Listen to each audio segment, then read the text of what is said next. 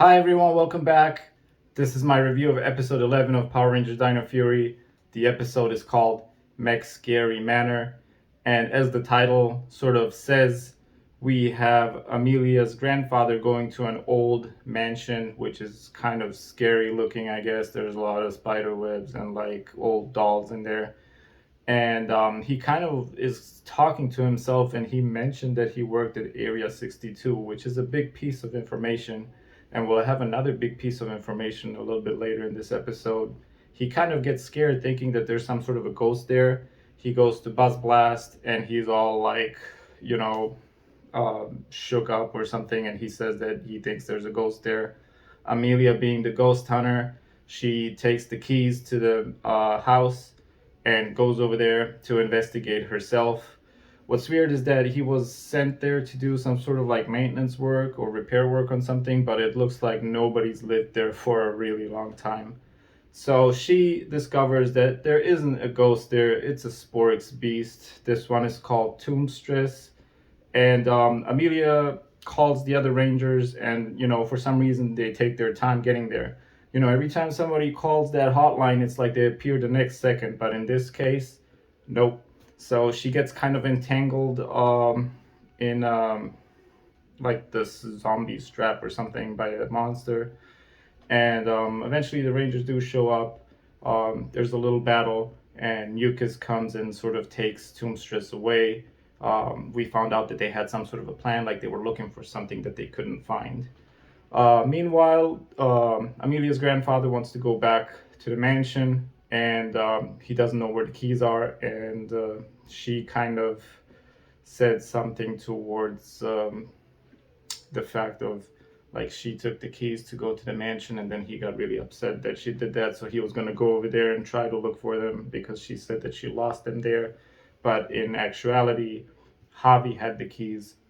So what Amelia does is she morphs into the Pink Power Ranger, goes to the mansion to give him back the key, and we discover that he finds what Tombstress was looking for, and it's actually a new Dino key. It's sort of the blazing Dino key, and he gives it to Amelia, and he tells her a little backstory, not knowing that she's actually Amelia, how her parents, when she was young, went missing or something like that due to mysterious circumstances. So once that happens, she goes back because the monster comes back. There's a battle. Obviously, the Power Rangers didn't have too much trouble with this new Sporix beast. Amelia used the new key, and she had this sort of blazing armor.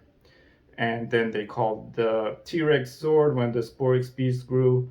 And we have a new Zord, the Dimetro Blazing Zord. And he combined with the T-Rex to form the T-Rex Blazing Megazord. And Amelia kind of took over here, and they finished the Sporix beast without any problems. We did not see who actually caught the Sporix at the end. Um, that wasn't really shown in the episode. So something that we kind of can take from this is the fact that her grandfather mentioned two things that were very interesting in this episode. One is the fact that he sort of worked at Area 62, and the other is that I guess her parents worked there, or maybe one of them, and they kind of went missing. So we know that Void Knight is trying to revive a female.